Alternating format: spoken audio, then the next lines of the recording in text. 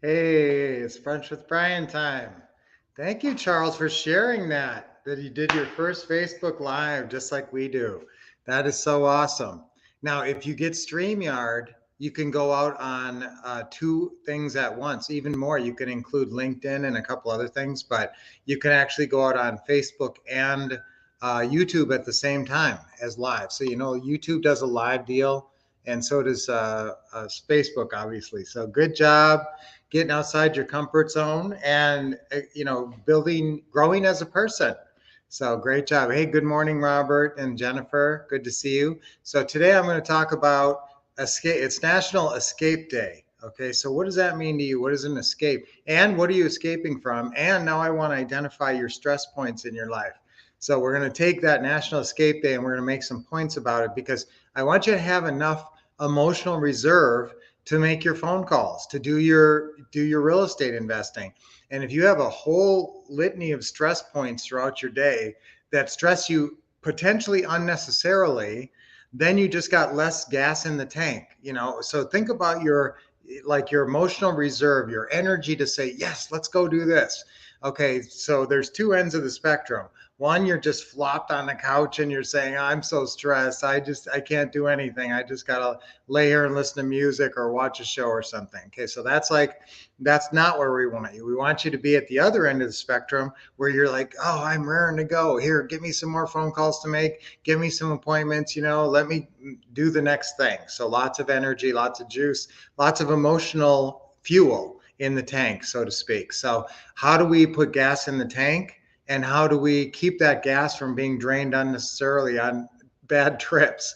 Okay.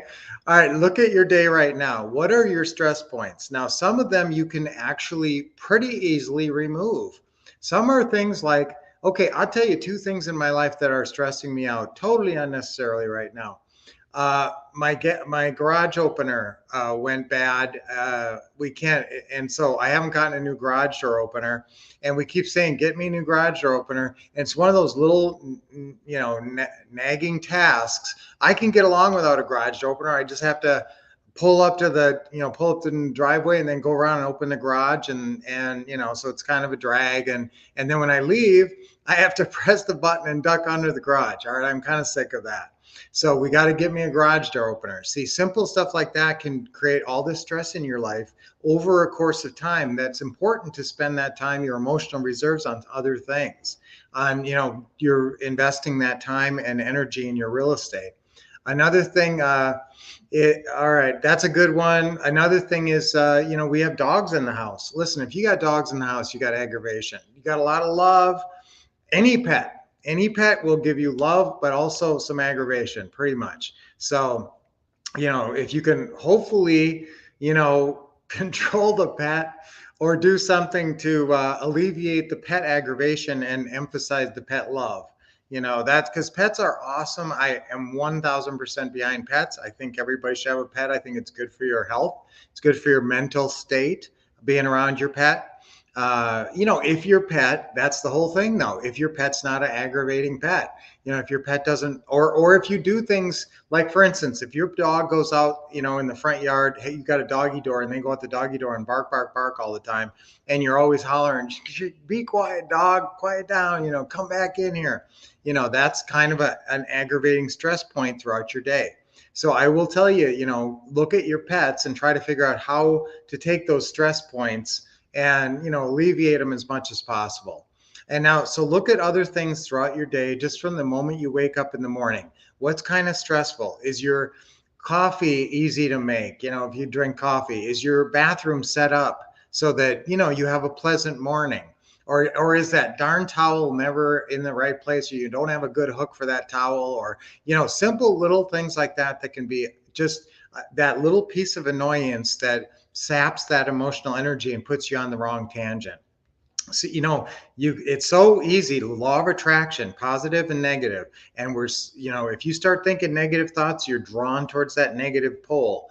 And same thing with positive. You start thinking positive thoughts, you're drawn towards that positive pole. So look at the little moments of aggravation in your day and see what you could do to fix those or remove them altogether, so that you could just live sort of at a higher positive emotional level all the time. Okay. And now look at the things in real estate investing that are the most stressful for you. Most people, it's the calls. So I'm telling you right now, you're going to feel a lot more confident, a lot less stressed if you just go to the scripts. Just go start reading over the scripts and practicing the scripts, even not on the phone, and practice the ones, the main ones is the FSBO opening call script. Nowadays, the listing realtor opening call script. I love it when you call the landlord opening call script. And the newest script for those of you who own our What to Say and What to Do, call the office to get this, or just go to ourwolfpack.com. It's up there now. It's called a property management opening call script, property manager opening call script. Because what happens a lot of times when you do your landlord calls, the property is being managed by a property manager. So I've been wanting to do this a long time, and finally I got it in there. I wrote a property manager opening call script. So you should be, when you're calling landlords, have both of those scripts sitting right next to each other, because you're going to be using both of them. Okay, so that's a new script, so that's exciting, right? So think of the little things that keep you from getting excited and focusing on that and learning the business. And if the calls is what it is, practice the seller financing closing call. Boy, when you really feel like you're good at the especially the negotiating part, there's a whole section for negotiating each of the 4 deal points. Just if you just practice that section over and over and over again. So the way we usually work it is you'll get your first payment from us after we close, when we start making those monthly payments. You understand that, right? What did I just do? I just negotiated a nothing down deal. Huh? What? Did you really? Yeah, I did. I said, so you understand the way we usually work it is the first payment that you'll get from us will be after we close, when we start making those monthly payments. You understand that, right? Okay, so simple stuff like that. You think, oh, the scripts are over my head. You just negotiated a nothing down deal. It's simple. You just got to follow the scripts, use the scripts. Okay, so let's identify these points of aggravation. Let's remove them as much as possible, so we all have more emotional energy and more emotional reserve and fuel to attack the things we want to achieve, and get on our path and follow our schedule. Sometimes you'll actually not follow your schedule. You say, I know I'm supposed to be calling at 7 o'clock tonight, but I just had such a stressful day. Well, if you're saying that, what was the stress? Identify those stress points. Now, you can't remove them all. Some things, about your regular job or about your regular life are just stressful. But it's funny. It's amazing how, if you really look at a lot of the things that stress you out are just little things, like a broken garage door opener, that mostly you can fix that stuff. And, especially when there's some nagging thing that hasn't gotten fixed for like a month, that's really just unnecessary aggravation. So fix the stuff in your life you can, address the stress points. And then what if you can't address the stress point? What if you can't say, well, I'm never going to remove my mother-in-law from my life. She's part of my life, or I shouldn't be prejudiced, my father-in-law, or whoever. Let's say anybody in your life who's aggravating to you. You can't get them out of your life. So what do? Well, you have to make a plan for just dealing with it, and not allowing them to stress you out, not giving them that emotional space in your head. It's like they're living in your head and not paying rent. Okay, so just, try to think of a new way and write it out. How should you think? You probably know the right way to think, or I can help you with that. But you probably know the right way that you should be thinking. And so write it out. And anytime that person comes into your environment, just think that way. Just use it as what we do. We have role scripts. So get yourself into the right role. What's the right role? Not aggravated me. It's more like accepting me or forgiving me. Especially if it's with an individual, can you be forgiving you? Are you a forgiving person? Are you generally forgiving, or do you hold grudges? Well, if you hold grudges, man, that's not a healthy way to think. So you gotta, and it's hard. It's hard. People have done you wrong, and it's hard to let go of it sometimes. But the problem is you're keeping the original. You're just sending out a copy. So, a lot of us were mistreated, by our parents even, or other people in our life, and it's hard to let go of that. But, if you don't let go of it, you just won't live as happy of a life. So if you say, okay, I don't want to live as happy of a life, I'm going to hold on to a bunch of grudges, it's not helping you, and it's not helping you be happier. So the goal is to be happier, because when you're happier, you help others be happier. You're a good role model, and you make other people around you happier, and you have a happier family. We all want a happy family. So that was a lot.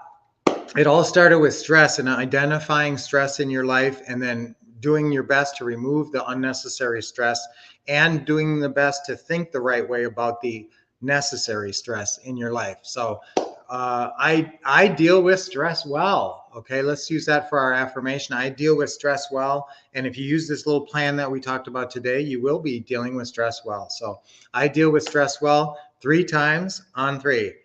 1, 2, 3. I deal with stress well. I deal with stress well. I deal with stress well. Oh, yes.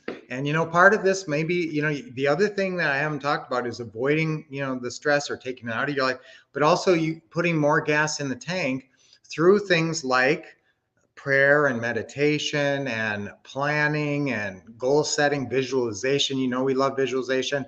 Coming on Brunch with Brian, that puts gas in your tank, emotional energy in your tank, and doing deep breathing. So we love our deep breathing. So let's start deep breathing. Nice deep breath in. Big smile. Let it out. Relax your shoulders and your neck. Nice deep breath in. Big smile. Great to see you guys. Great to see you, Bill, from Minnesota. We love Minnesota.